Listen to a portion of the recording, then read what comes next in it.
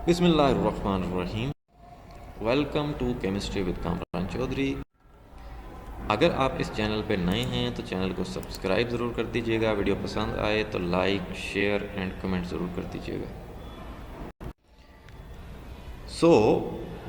Previous lecture में हम लोगों ने आपकी फेडरल बोर्ड की फर्स्ट ईयर की केमिस्ट्री का चैप्टर नंबर 1 स्टार्ट किया था, स्टीशियोमेट्री, जिसमें हमने देखा था इंट्रोडक्शन इस चैप्टर का। ठीक है, अब जिन लोगों ने वो लेक्चर नहीं देखा तो मैं रिकमेंड करूँगा कि पहले वो लेक्चर ज़रूर देख लें। उसके लिए आप चैनल पे जाएंगे, प्लेलिस्ट सेक्शन में जाएंगे, वहाँ पे प्लेलिस्ट मौजूद है federal board chemistry class 9 chapter number 1 स्टीशियोमेट्री की।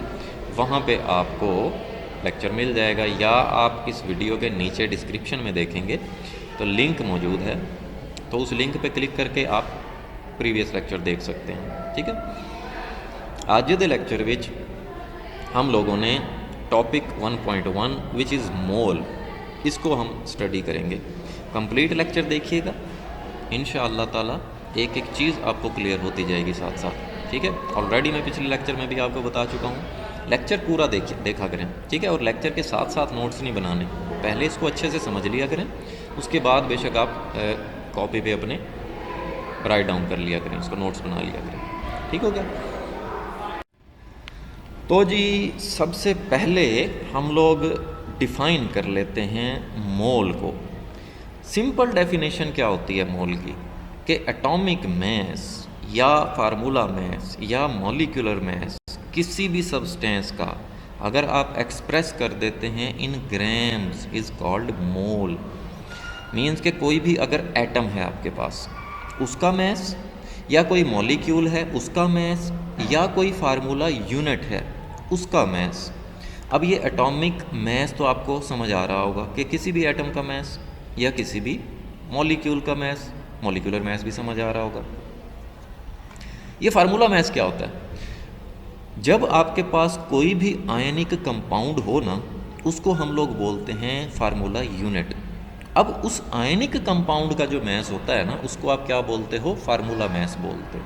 ठीक है, अगर आप उनके मैसेज के साथ ग्राम लिख देते हैं, मीन्स के जो यूनिट है वो आप ग्राम्स यूज़ कर लेते हैं, that will be equal to 1 mole of that substance. ठीक है, जे हले भी समझ नहीं आया तो आगे समझ आ जाएगा। अब हम चलते हैं एग्जाम्पल्स पे। ठीक है, फॉर एग्जाम्पल जब आप बात करते हो 1 मोल ऑफ ऑक्सीजन की, अगर एटम है आपके पास, मीन्स के एक ऑक्सीजन है। ठीक है, तो तुसी पढ़िया हुआ है ऑक्सीजन का जोड़ा मैस होंदा है वो होंदा है 16 एक ऑक्सीजन का। ठीक है, अब मैं इसके साथ ग्राम लगा देता हूँ तो इट मीन्स कि ये हो गया 1 मोल ऑफ ऑक्सीजन। ठीक है, अगर मैं आपसे पूछूं कि 1 मोल ऑक्सीजन एटम का कितना मैस होगा तो आप कहोगे 16 ग्राम। ठीक है, सिमिलरली अब हम आ जाते हैं सेकंड एग्जांपल पे। अगर हम बात करते हैं 1 मोल ऑफ H2O की।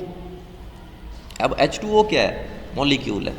ठीक है, मॉलिक्यूल क्या होता है? जब 2 या 2 से ज़्यादा एटम्स कंबाइन हो जाते हैं। अब इसमें आप देख रहे हैं 3 एटम्स हैं, 2 हाइड्रोजन के और 1 ऑक्सीजन का, तो ये एक मॉलिक्यूल है। ठीक है, अब इस मॉलिक्यूल का मैस जो होगा ना, उसको अगर आप ग्राम्स में रिप्रेजेंट कर दोगे तो वो 1 मोल के इक्वल होगा। ठीक है, तो यहाँ पे आपको नज़र भी आ रहा है हम 1 मोल ऑफ वाटर की बात कर रहे हैं। ठीक है, तो अब आप देखो इसमें 2 हाइड्रोजन हैं, तो 2 इंटू हाइड्रोजन प्लस 1 ऑक्सीजन है तो 1 इंटू ऑक्सीजन। मीन्स कि यहाँ पे आपने हाइड्रोजन का मैस रखना है, यहाँ पे आपने ऑक्सीजन का मैस रखना है। जैसे 1 हाइड्रोजन का मैस कितना होता है? 1, और 1 ऑक्सीजन का मैस कितना होता है? 16। तो 2 इंटू 1 हो गया 2, और 1 इंटू 16 हो गया 16, तो ओवरऑल मैस कितना हो गया? 18 वाटर का। ठीक है, अगर मैं इसके साथ यहाँ पे ग्राम लिख दूंगा तो भाई ये हो गया 1 मोल ऑफ वाटर। ठीक है, मीन्स के वाटर के 1 मोल का मैस हो गया। नेक्स्ट एग्जांपल पे चलते हैं। फॉर एग्जांपल अगर हम बात करें 1 मोल ऑफ NaCl की। अब NaCl क्या है? एक आयनिक कंपाउंड है। जब ये डिसोसिएट होता है तो Na पॉजिटिव और Cl नेगेटिव में ब्रेक डाउन हो जाता है। तो आयनिक कंपाउंड को हम बोलते हैं फार्मूला यूनिट।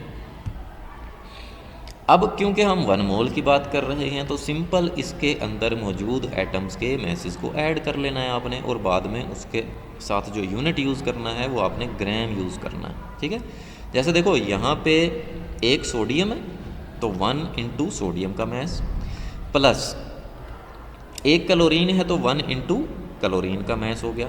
ठीक है, सोडियम का मैस कितना होता है 23 और क्लोरीन का कितना होता है 35.5, तो टोटल कितना हो गया ये 23 प्लस 35.5, ये हो गया 58.5।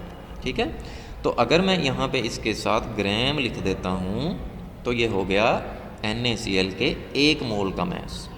ठीक है, जो कि 58.5 ग्राम हुआ। अब एक और एग्जांपल देख लेते हैं। फॉर एग्जांपल हमारे पास है 1 मोल ऑफ O2।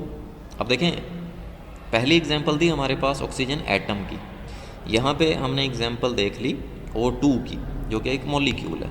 ठीक है, अब जब हम 1 मोल ऑफ ऑक्सीजन मॉलिक्यूल की बात कर रहे हैं तो ऑक्सीजन के मॉलिक्यूल में 2 एटम्स होते हैं, तो 2 इंटू ऑक्सीजन हो गया।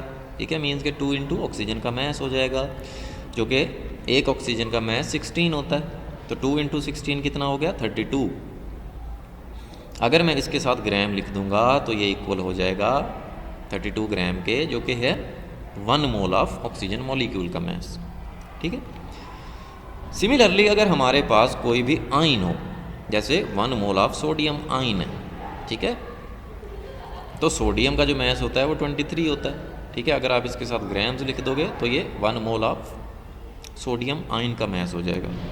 अच्छा, अब ये तो 23 तो होता है सोडियम का मैस, सोडियम आयन का भी 23 क्यों है, इसकी आपको मैं एक्सप्लेनेशन देता हूँ अभी।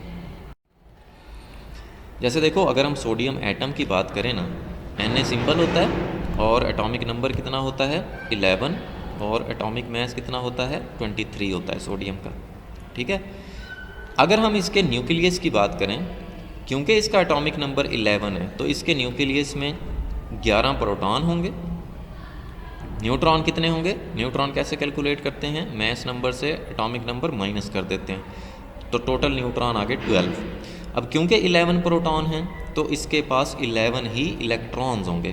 तो पहले शेल में 2 इलेक्ट्रॉन, दूसरे शेल में 8 इलेक्ट्रॉन्स, ठीक है, और तीसरे शेल में 1 इलेक्ट्रॉन। ठीक है, तो ये हो गया सोडियम एटम। अब देखें, मैं क्या करता हूँ, मैं 1 इलेक्ट्रॉन निकाल देता हूँ। कैसे निकालूंगा? ये देखो, ये जो थर्ड शेल है ना इसका, यहाँ पे 1 इलेक्ट्रॉन है, तो अगर मैं ये 1 इलेक्ट्रॉन रिमूव कर देता हूँ तो इसका ये जो थर्ड शेल है ये हो गया ख़त्म। अब 1 इलेक्ट्रॉन निकल गया तो इस पर पॉजिटिव चार्ज आ गया, तो ये बन गया सोडियम आयन। ठीक है, अब आप देखो ज़रा कि यहाँ पे न्यूक्लियस पे तो कोई इफेक्ट नहीं हुआ, 11 प्रोटॉन है और 12 न्यूट्रॉन है, तो मैस क्या होता है? Number of proton plus number of neutrons, वो तो 23 ही हैं। ठीक है, so that is why sodium हो या सोडियम आयन हो, उसका मैस कितना होगा? 23 ही होगा। ठीक हो गया, तो होपफुली मोल की आपको समझ आ गई होगी अब। ठीक है, कि सिंपली किसी भी एटम, मॉलिक्यूल या फार्मूला यूनिट का जो मैस है वो हम रिप्रेजेंट कर देंगे ग्राम्स में, that will be equal to 1 mole of that substance. ठीक हो गया। सो होपफुली लेक्चर आपको बहुत अच्छे से क्लियर हो गया होगा। फिर भी अगर आपका कोई क्वेश्चन है देन आप कमेंट सेक्शन में मुझसे पूछ सकते हैं या मुझे पर्सनल ईमेल भी कर सकते हैं। वीडियो पसंद आई जे ਤੁਹਾਨੂੰ तो फिर चैनल को सब्सक्राइब जरूर कर देना, वीडियो को लाइक एंड शेयर ज़रूर कर दिया करें अपने फ्रेंड सर्कल में। Thank you very much for watching this video.